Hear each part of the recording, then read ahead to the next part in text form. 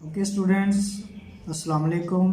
आज हम अपने लेक्चर सीरीज़ का आगाज़ करते हैं दोबारा से और अपने लेक्चर सीरीज़ को कंटिन्यू करते हुए आज हमारी एक्सरसाइज है एक्सरसाइज 1.3 चैप्टर नंबर 1 था हमारे पास रियल नंबर और इसकी एक्सरसाइज है 1.3 क्वेश्चन नंबर 1 है इसका।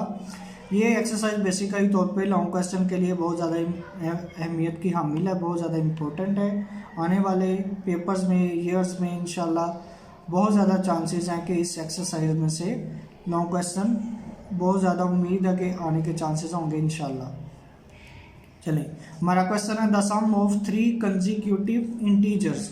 सम हम कहते हैं ऐड करने को, ऐड करने बाद बहुत सारे बच्चों को इसका नहीं पता होता। सम बेसिकली तौर पे समेशन वर्ड से हमने इसको ड्राइव किया है, उसकी शॉर्ट फॉर्म में सम हमने वहाँ से ऑब्टेन किया। Sum of 3 consecutive number. Consecutive number वो होते हैं जैसे कि 1 के बाद 2 के बाद 3 के बाद 4, यानी कि जो प्रॉपर सीरीज में नंबर चलते हैं उन नंबर को हम कंसेक्यूटिव नंबर कहा जाता है। और इंटीजर्स की मैं पहले भी आपसे बात कर चुका हूँ कि इंटीजर्स हमारे पास नंबर होते हैं 0 से लेकर 9 तक। जो डिजिट्स होते हैं इनको हम इंटीजर्स कहते हैं। 0 1 2 3 4 5 6 7 8 एंड 9। ये 10 नंबर जो है नंबर ये इनको हम क्या कहते हैं, integers. The sum of 3 consecutive integer is 42, यानी कि हमारे पास 3 कंसेक्यूटिव नंबर्स हैं और उनका सम करें तो वो हमारे पास आंसर क्या आता है इसका 42। Find the 3 integers. हमने वो इंटीजर्स फाइंड करने हैं कि वो कौन कौन से 3 इंटीजर्स हैं कि लेट्स सपोज उनका हम सम करें तो उसका आंसर क्या आएगा, हमारे पास 42 आना चाहिए। लेट सबसे पहले हम इंटीजर्स को फिक्स कर लेते हैं। Let the first integer number is x. Further अगर हम जैसे हमारे पास 1 है तो 1 के अंदर हमने 1 ऐड करेंगे तो 2 आएगा, तो उसके बाद 2 उसका कंसेक्यूटिव नंबर है। 2 में 1 ऐड करेंगे तो 3 उसका कंसेक्यूटिव नंबर है। तो लेट्स सपोज हमने वो अपना फर्स्ट नंबर फर्स्ट किया वो हमारे पास x, सेकंड नंबर है हमारे पास x+1, थर्ड नंबर है हमारे पास x+2। ये तीनों नंबर्स हमारे पास आ गए जो हमारी मतलब की कंडीशन को फॉलो करते हुए कंसेक्यूटिव नंबर बन रहे हैं। स्टेटमेंट को फॉलो करते हुए हमारा आगे टॉपिक है यानी कि सम ऑफ द 3 कंसेक्यूटिव इंटीजर। तो सम हमने करना है, पहला नंबर है हमारे पास x, दूसरा नंबर है हमारे पास x+1 और थर्ड नंबर है हमारे पास x+2 और ये इक्वल है हमारे पास किसके, 42 के, जैसा कि स्टेटमेंट में ये बात बयान की गई है, बताया भी गया। और आपने ये बात पढ़ी होगी कि लाइक टर्म्स को ऐड करते हैं और यहाँ उनके साथ बेसिक ऑपरेशन अपना कंटिन्यू करते हैं। तो यहाँ पे हमारे पास लाइक टर्म्स है x और यानी कि तीनों के पास कंडीशन में हमारे पास x मौजूद है। इस कंडीशन में तीनों x को हमने ऐड किया, x+x+x 3x आ गया। 1 और 2 ये 3 नंबर्स हमारे पास कांस्टेंट नंबर, इनको हमने ऐड किया 1+2 तो हमारे पास इसका आंसर 3 आ गया। 3 यहाँ पे प्लस हो रहा है और ये उधर दूसरी साइड पे जाके हमारे पास क्या आ जाएगा, माइनस आ जाएगा। जनरली तौर पे हम ये कंसेप्ट बच्चों को बताते हैं कि एक नंबर एक साइड पे प्लस हो रहा है दूसरी साइड पे माइनस हो जाता है, लेकिन ऐसा मैथमेटिक्स रूल के अकॉर्डिंग ये बात दुरुस्त नहीं है। लेकिन वो एक अलग चीज़ है, वो एक अलग टॉपिक है, इंशाल्लाह वो भी आपको किसी दिन डिस्कस करेंगे इसके बारे में। 42 - 3 और में इसका आंसर आ गया हमारे पास 39। 3 और x दोनों एक दूसरे के साथ अनलाइक टर्म्स है, दोनों मल्टीप्लाई हो रही हैं। दूसरी तरफ जाके 3 जो है मल्टीप्लाई हो रहा है इस तरफ, तो दूसरी तरफ जाके डिवाइड हो जाएगा। डिवाइड होने से हमारे पास इसका आंसर आ रहा है x = 13। फर्स्ट नंबर आ गया हमारे पास 13 और जिस तरह अगर हमने ऊपर यानी कि इस चीज़ को कंडीशन को लेट किया तो सेकंड नंबर है हमारे पास x+1। तो यहाँ पे फर्दर हम लोग 13 + 1 करेंगे तो आंसर क्या आएगा 14 और थर्ड नंबर आएगा 13 + 2 = 15। ओके स्टूडेंट्स, अब हमारे पास क्वेश्चन है क्वेश्चन नंबर 2 बेसिकली तौर पे डायग्राम को रिप्रेजेंट कर रहा है और डायग्राम को रिप्रेजेंटेशन करते हुए उसको एक्सप्लेन कर रहा है। सबसे पहले डायग्राम को समझने की कोशिश करते हैं। The diagram shows right angle उसको कहा जाता है ऐसे ट्राइंगल, ऐसी यानी कि 3 कोनों वाली शक्ल, 3 कोनों वाली डायग्राम को फिगर जिसमें से एक एंगल मिनिमम मतलब जो हमारे पास एक एंगल है वो क्या होना चाहिए, 90 डिग्री का एंगल होना चाहिए। राइट एंगल ट्राइंगल उसको कहा जाता है। The diagram shows right angle ABC in which the length of A C is √3 plus √5 centimetre. हमारे पास एक लेंथ है ए सी, इसकी जो वैल्यू है हमारे पास √3 प्लस √5 सेंटीमीटर है। नेक्स्ट डायग्राम में एक्सप्लेन कर रहे हैं the area of triangle A B C is 1 plus √15 centimetre square. हमें एक लेंथ गिवन है और पूरी ट्राइंगल का एरिया हमें गिवन है। एरिया गिवन होने के साथ साथ एक लेंथ गिवन है। Find the length A B side की हमने लेंथ फाइंड करनी है, यानी कि इस साइड को हमने यहाँ पे फाइंड करना है। ये लेंथ हमारे पास फाइंड की जाएगी। Find the length A be in the form हमारे पास जो हमने लेंथ फाइंड करनी है वो इस तरह होनी चाहिए कि एक नंबर के साथ हमारे पास √3 हो और सेकंड जो नंबर होगा उसके साथ √5 हो, यानी कि यहाँ पे हमारे पास √3 के साथ जो भी वैल्यू होगी वो ए को रिप्रेजेंट करेगी और √5 के साथ जो वैल्यू होगी वो किसको रिप्रेजेंट करेगी, बी को रिप्रेजेंट करेगी। आगे फर्दर स्टेटमेंट को फॉलो करते हैं where A and B are integers. जैसा कि मैंने आपको बात की है कि ये ए और बी क्या रिप्रेजेंट करेंगे, इंटीजर्स को रिप्रेजेंट करेंगे। अपना सोल्यूशन कंटिन्यू करते हैं। सबसे पहले हम लेट का मतलब जो हमारे पास चीज़ें गिवन है उनको मतलब कि शो करते हैं। Length of A C side की लेंथ जो है हमारे पास वो क्या आई है √3 plus √5। Area of the triangle A B C is given 1 plus √15 centimetre square.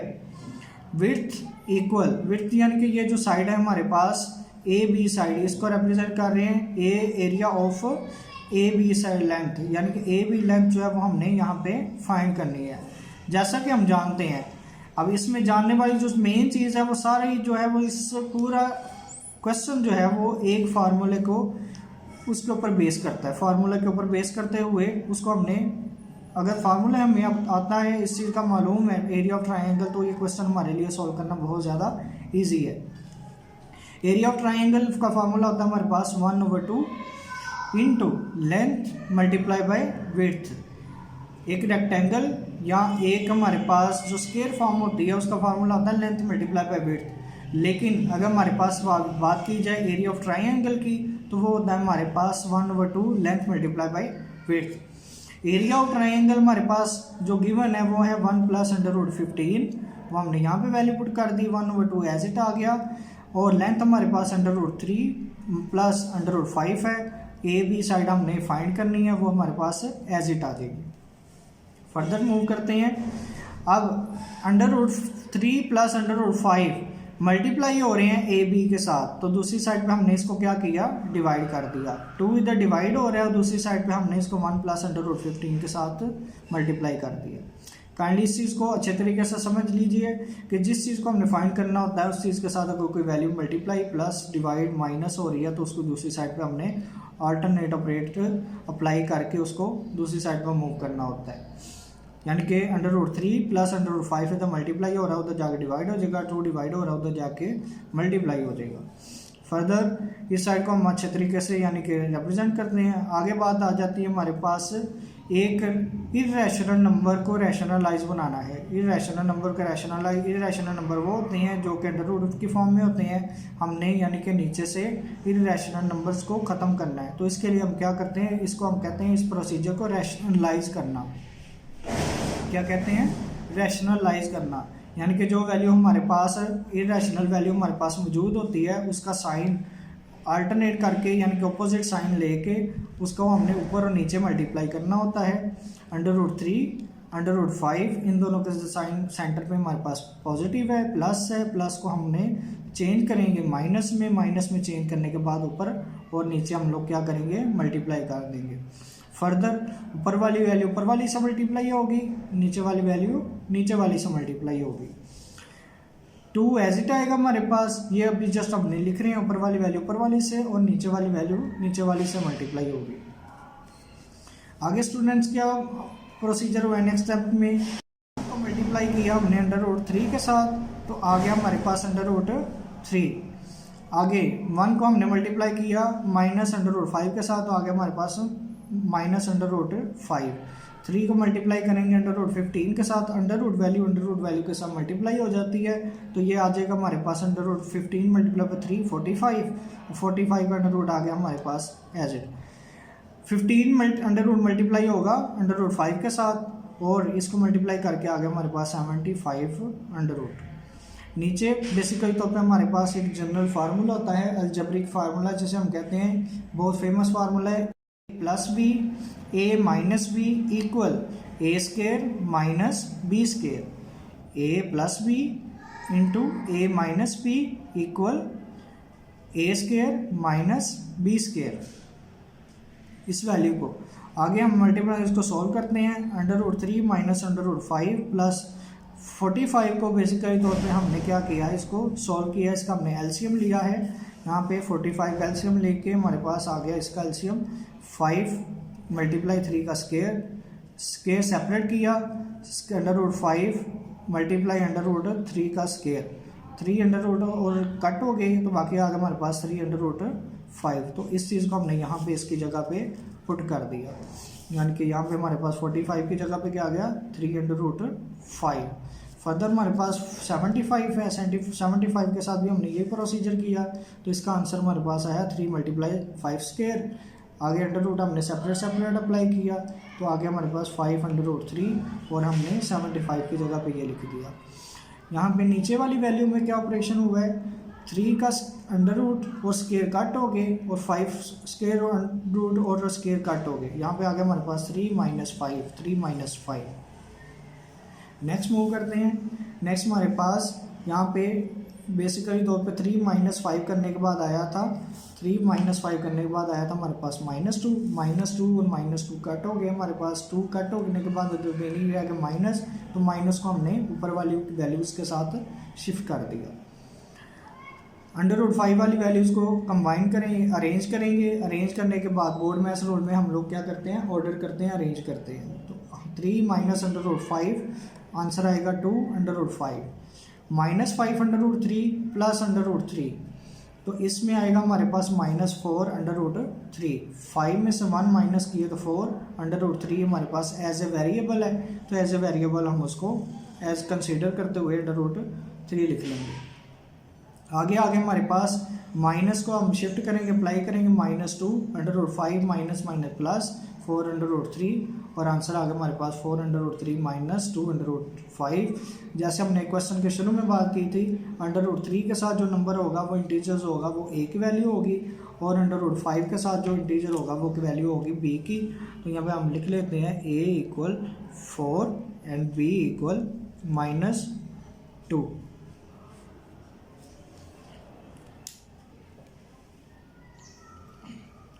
उम्मीद करते हैं आपको क्वेश्चन की अच्छे तरीके से समझ आई होगी। कॉन्सेप्ट को समझने के लिए, रैशनल को समझने के लिए हमारा एक वीडियो है मेरी, उसको भी लाजमी तौर पे वॉच करें और चैनल को एजे लॉजिक को सब्सक्राइब करें, जब ताकि आने वाली वीडियोस जो हैं, आने वाली लेक्चर सीरीज आप तक वक्त से वक्त तक पहुंचती रहे, टाइम टू टाइम पहुंचती रहे। लाजमी तब तक के लिए ख्याल रखिएगा। अल्लाह हाफिज़। ओके स्टूडेंट्स, अब हमारा क्वेश्चन है, question number 3 1.3 exercise mathematics, new book. Mohammad Waqar बात कर रहा हूँ आपके साथ। जिन लोगों ने अभी तक हमारा चैनल सब्सक्राइब नहीं किया, चैनल एजे लॉजिक सब्सक्राइब कर लें, ताकि आने वाली सीरीज़ की वीडियो आप तक वक्त से पहले पहुँचती रहे इंशाल्लाह।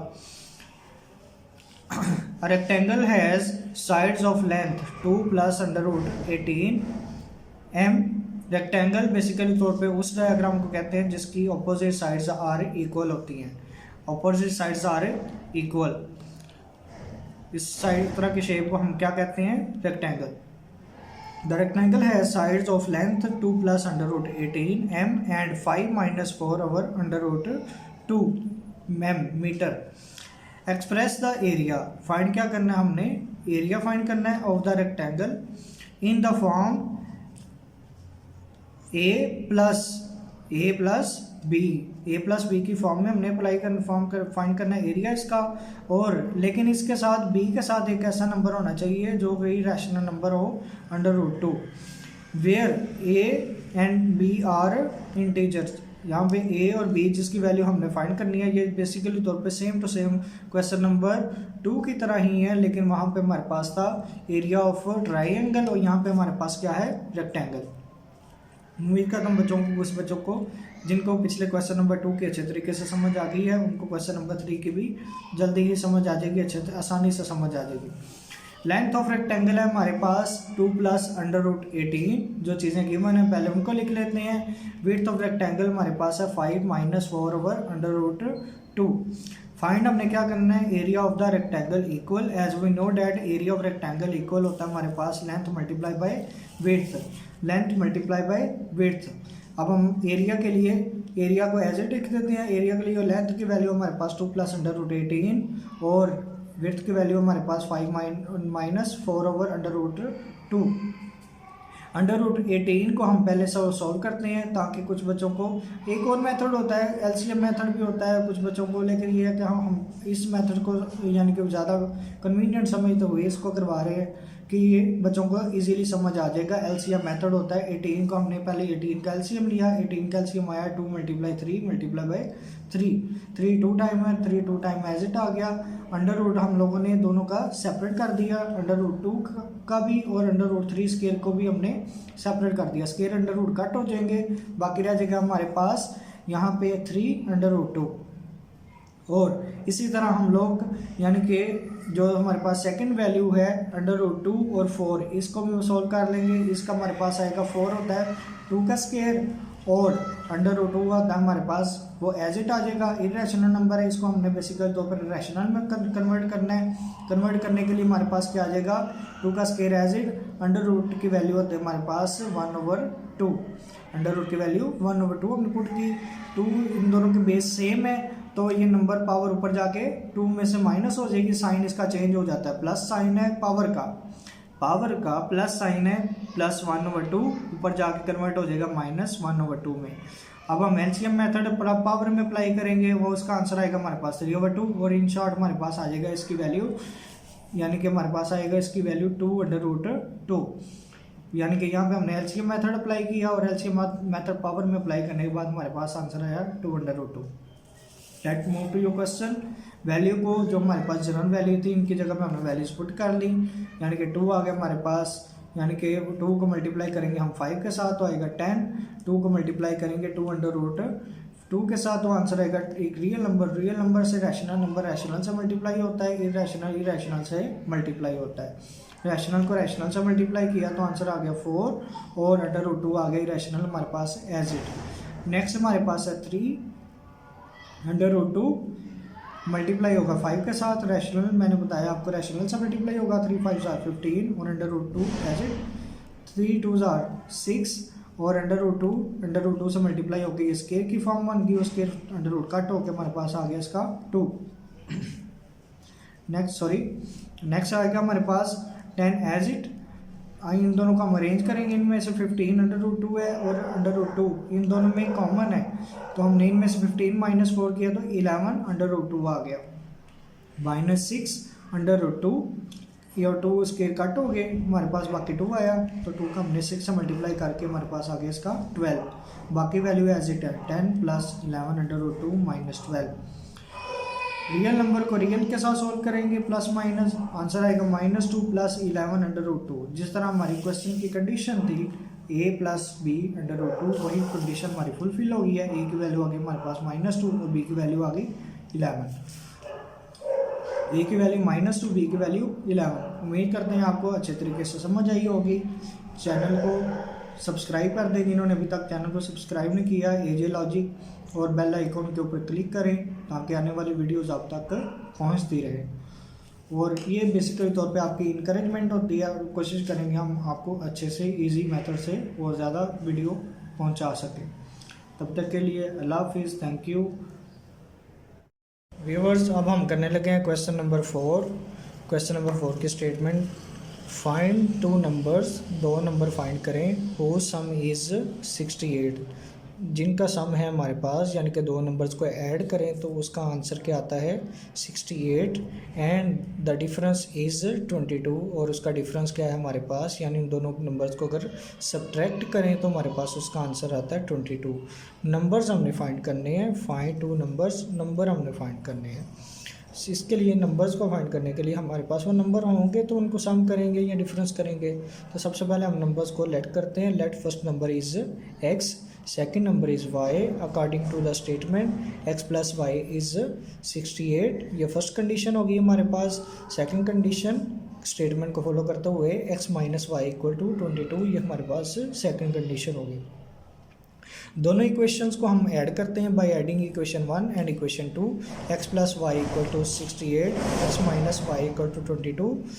y एंड y हमारे पास कैंसिल हो जाएंगे, x प्लस x आ जाएगा हमारे पास 2x इक्वल 90।